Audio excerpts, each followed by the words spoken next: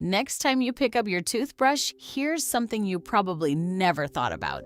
2,000 years ago, people whitened their teeth with urine. And that's not even the strangest part. Welcome to the bizarre 5,000-year history of dental hygiene. Our story starts around 3500 BC with the Babylonians. People would fray the end of a tree branch into a crude brush. The Egyptians weren't far behind.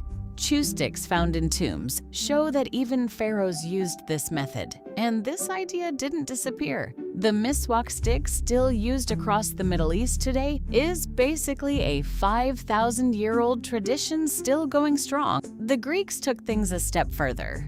Hippocrates himself, yes, the father of medicine, recommended cleaning teeth with a mixture of crushed bones, oyster shells, and even iron oxide as an abrasive powder. Greek writings even describe early forms of bad breath remedies using mint and anise. Dental care wasn't just hygiene back then, it was medicine. But the real madness begins in Rome. Romans rinsed their mouths with vinegar and scrubbed their teeth with a cloth using salt and herb mixtures. For extra abrasion, they used powders made from crushed animal hooves, pumice stone, eggshells, and ash. But here's the strangest part. Romans actually used urine as a teeth-whitening mouthwash. Yes, you heard that right. The ammonia inside genuinely did whiten teeth. It actually worked, scientifically speaking. It was taken so seriously that Portuguese urine was considered the highest quality, and the poet Catullus even wrote about it.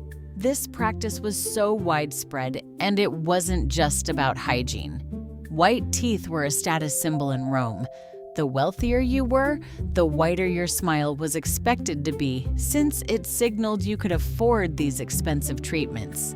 Meanwhile, across the empire in the Islamic world, a very different miswak stick, made from the Salvadora persica tree, was recommended to be used up to 5 times a day. It contained natural antibacterial compounds that modern dentists still study today. Fast forward to medieval Europe, and the methods get slightly more civilized, but still strange. People rinsed with vinegar and scrubbed with cloth, salt, and green twigs. To freshen breath, they chewed spices or rinsed with rose water. But these were expensive, so it was a luxury only the wealthy could afford. Ordinary people scrubbed their teeth with sand and seawater to whiten them. In 1308, dentists broke off from the Barbers' Guild to form their own profession, and they even experimented with nitric acid for teeth whitening, which, unfortunately, damaged the enamel. So, even 700 years ago, people were risking their health for a quick cosmetic fix. The design closest to today's toothbrush appeared in 1498 during China's Ming Dynasty. Hog bristles attached to a bamboo handle. These brushes reached Europe in the 17th century. But Europeans found the hog bristles too harsh and preferred softer horsehair instead. So how did brushing your teeth become an everyday habit for everyone? The answer is surprising.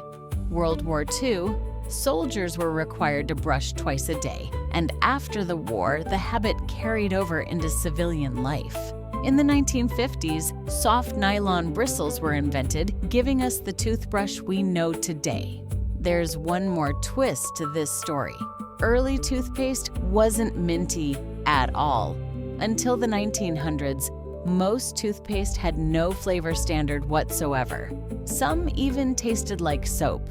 It wasn't until fluoride was added in the 1950s, alongside mint flavoring for marketing appeal, that toothpaste became the product we recognize today. In other words, that fresh minty taste you associate with clean is barely 70 years old. So next time you pick up your toothbrush, remember, it's the result of a 5,000-year journey, and your ancestors once gargled with urine. One of history's strangest facts right here. If you enjoyed this, hit subscribe, and I'll see you in the next 5-minute history journey.